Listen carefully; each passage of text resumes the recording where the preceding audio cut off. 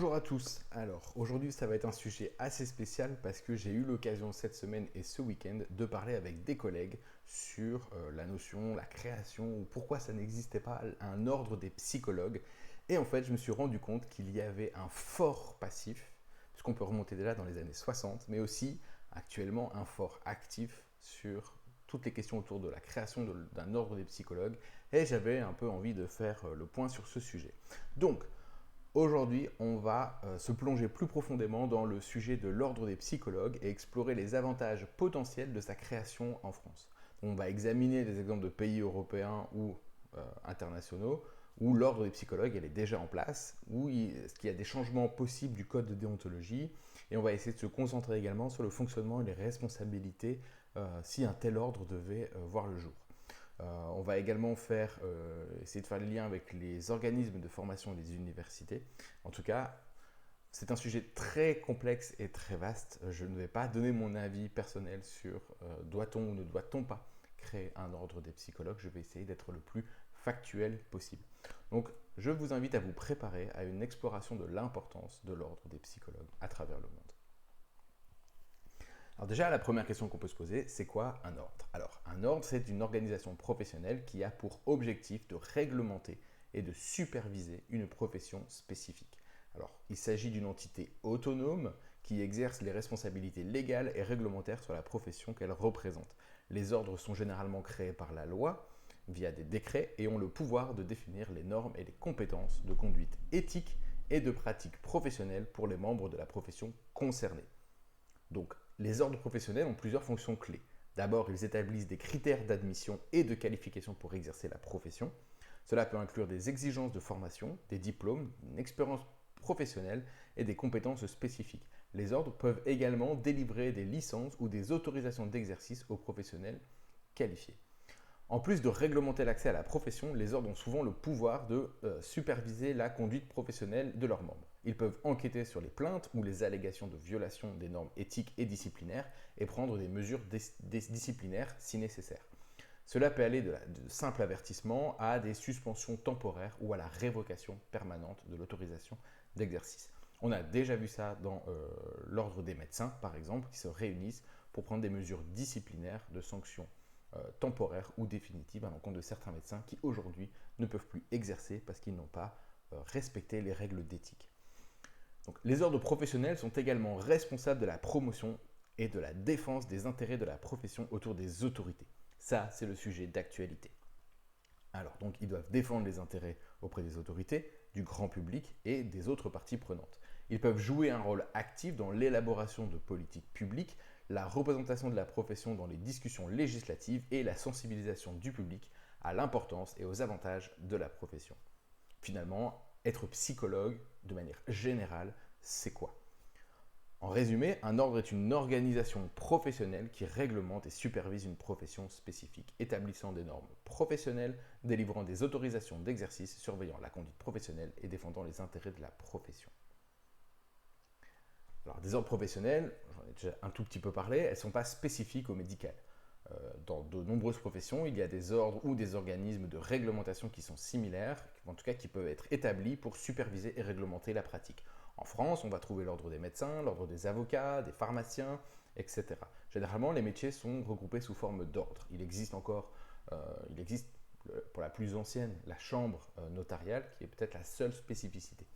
En tout cas, ces ordres sont responsables de l'accréditation des professionnels, de l'établissement de normes professionnelles et de la surveillance de la conduite éthique et de la protection du public.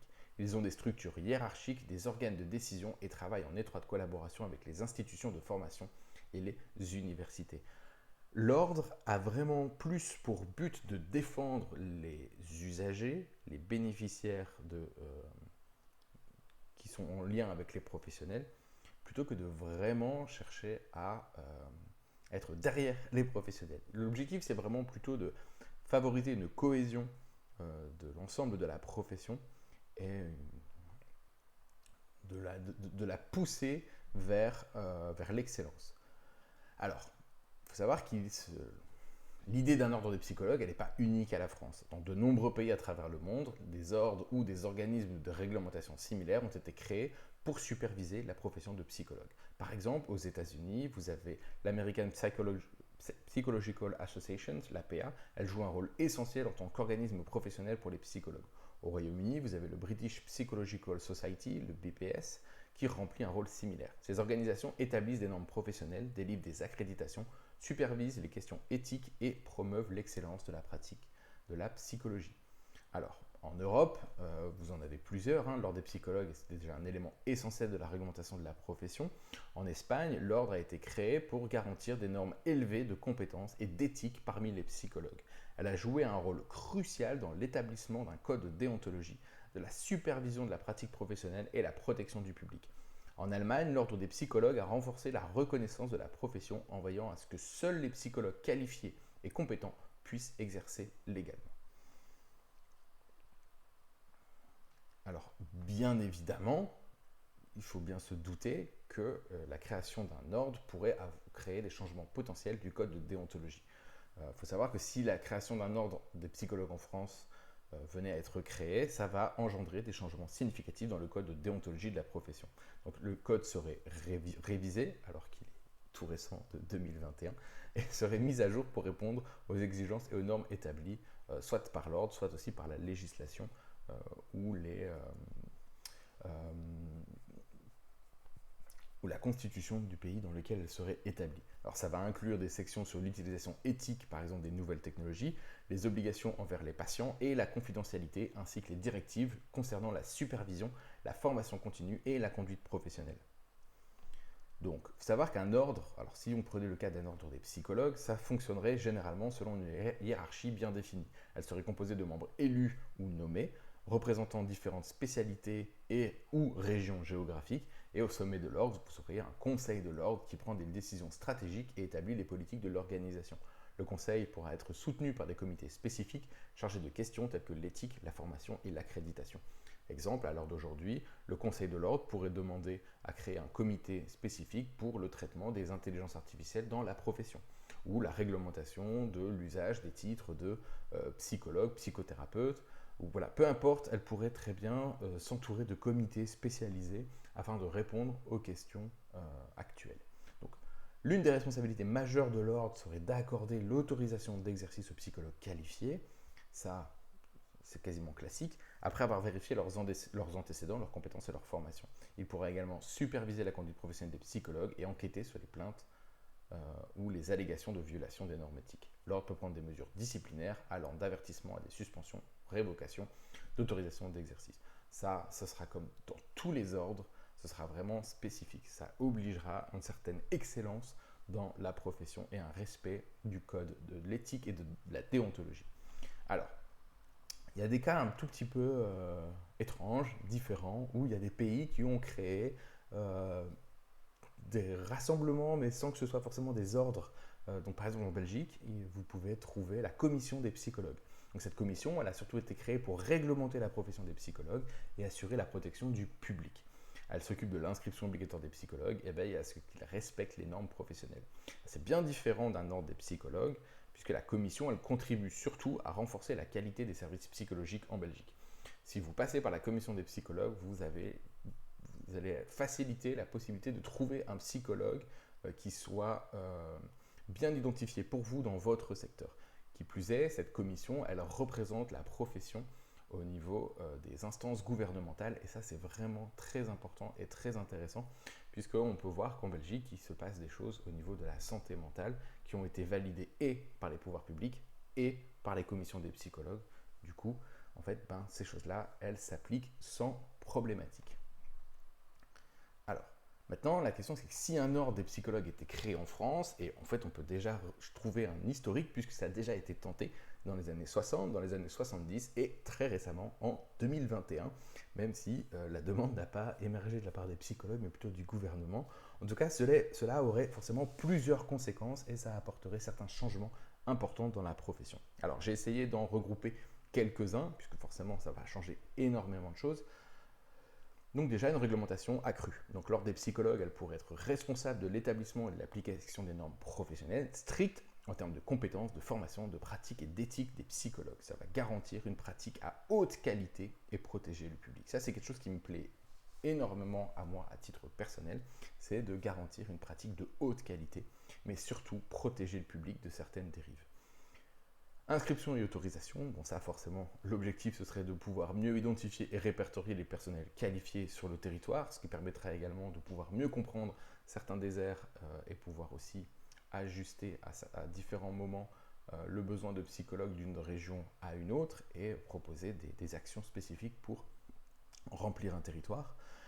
Supervision de la discipline, l'ordre des psychologues pourrait être chargé de superviser la profession, d'enquêter sur les plaintes éventuelles et de prendre des mesures disciplinaires. Bon ça forcément, c'est logique, nous ne sommes pas au-dessus des lois et nous devons respecter une éthique et une déontologie. Mais aujourd'hui, sans ordre, tous les manquements à l'éthique et à la déontologie, aujourd'hui, il n'y a pas d'organisme spécifique pour régir notre profession.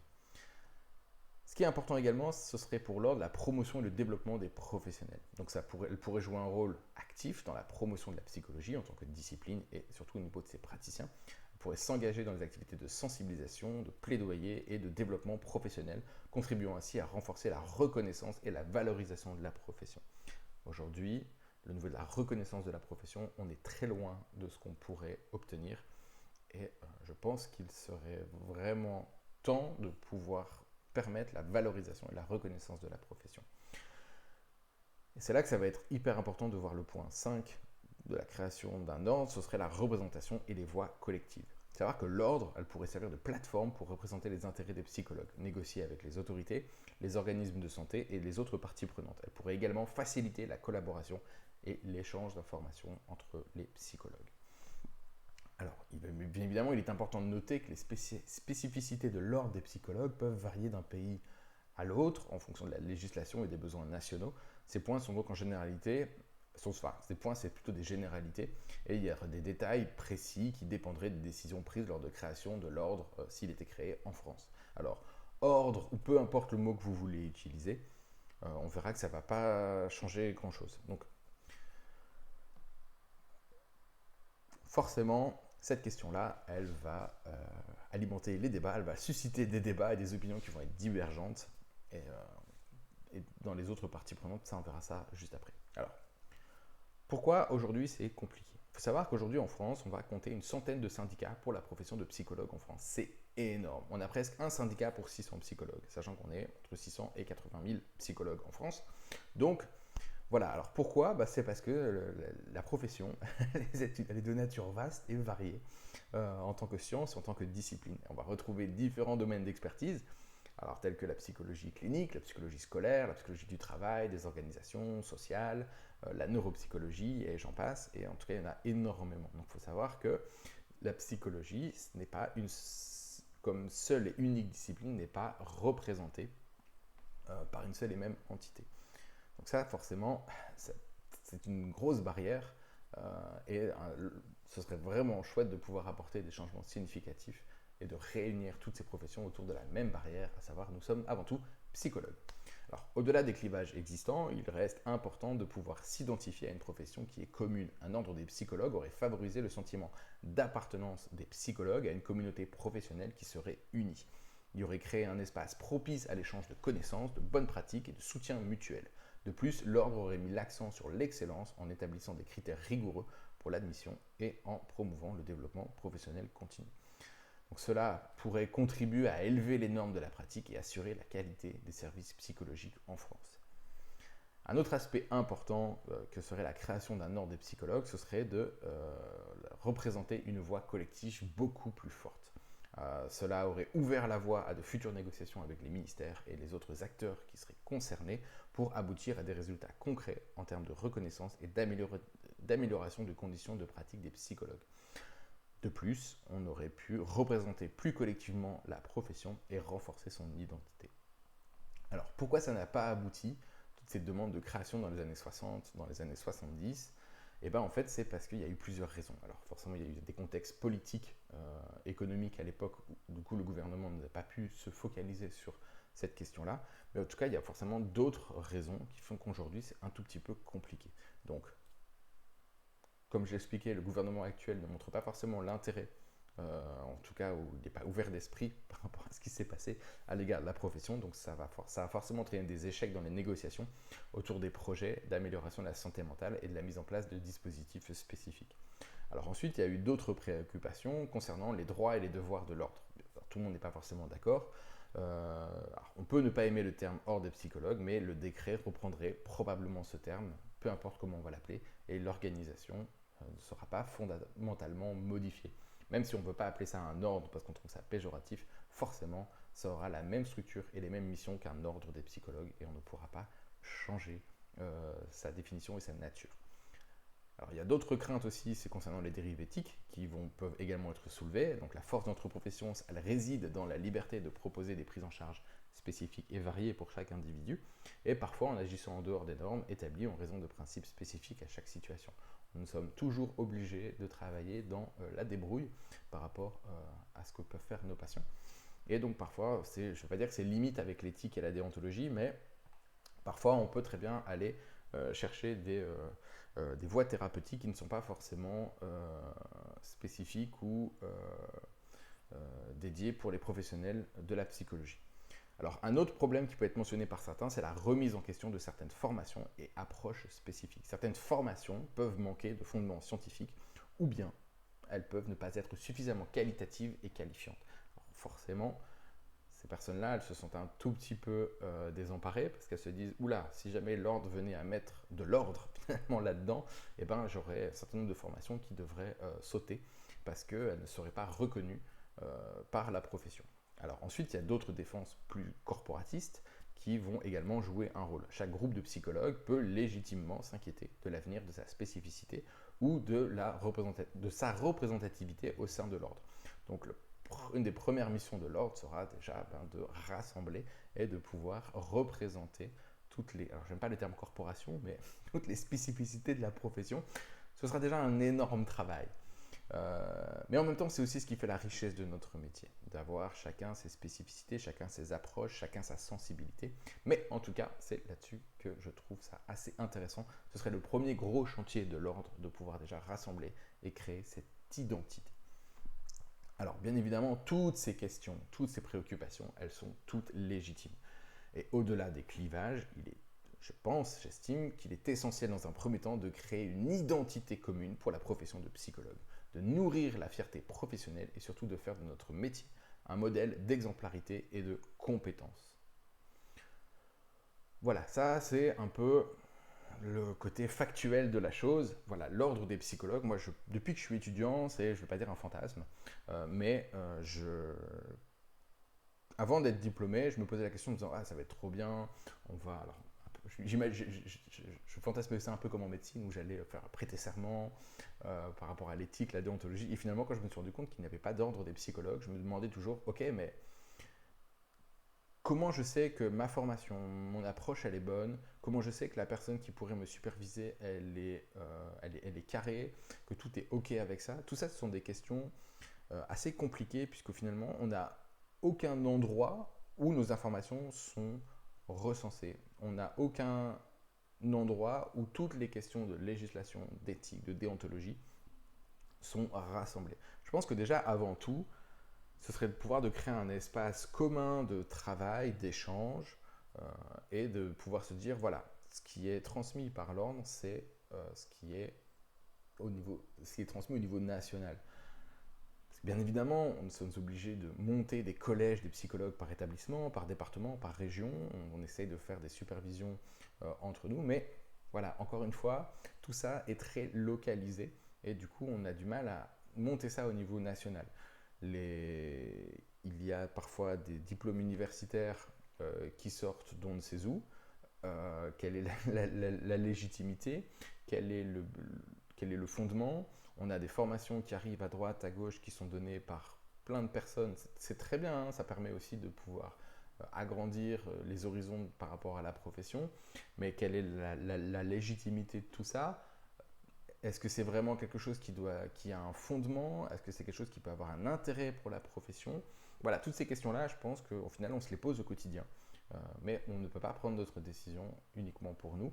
Donc, je pense que la création d'un groupement qui agirait sur le plan national, qui serait représentatif et permettrait de pousser la profession à son excellence, ne serait pas une mauvaise idée. Maintenant, forcément, il y a plein de choses à remanier, il y a plein de discussions à avoir sur quelles seront ces missions, comment seront nommés les membres, combien de membres on parle, comment on va payer, comment on va financer cela. Enfin, toutes ces questions-là, elles sont tout à fait possibles de se les poser et d'y répondre. On a déjà énormément de réponses aujourd'hui, donc je pense qu'on doit continuer à creuser dans ce sens. Voilà. Je ne dis pas que ceux qui sont pour l'ordre des psychologues ont raison, que ceux qui sont contre ont raison. Je pense que chacun a des questions, des interrogations, des peurs, et c'est tout à fait normal et de pouvoir. Mais voilà, là je nous invite, nous psychologues, à nous poser clairement la question et de se dire est-ce qu'un ordre serait plus un avantage qu'un inconvénient, surtout vu ce qui vient de se passer dans la profession et le clivage avec le ministère de la Santé qu'on a pu avoir ces derniers mois et notre faible représentativité au sein du gouvernement. Voilà, c'est une question ouverte. Je n'ai pas la réponse. Je ne sais pas si c'est la bonne, la mauvaise idée. Voilà, moi j'ai mon avis. Je pense que vous l'avez peut-être un tout petit peu vu à travers les lignes. C'était compliqué d'être totalement factuel et impartial. Mais voilà, je pense que le débat pour moi est ouvert et on doit pouvoir vraiment se poser cette question et développer notre réflexion critique sur la profession à travers la potentielle création d'un ordre des psychologues. Et croyez-moi, vous n'êtes pas le seul à vous dire qu'il faudrait créer un ordre ou pas. En tout cas, il y a des gens qui travaillent à ces questions-là. Et donc, je vous invite à vous rapprocher de ces gens-là, à vous faire connaître pour déjà commencer aussi à apporter votre pierre à l'édifice. Voilà, bonne journée à vous.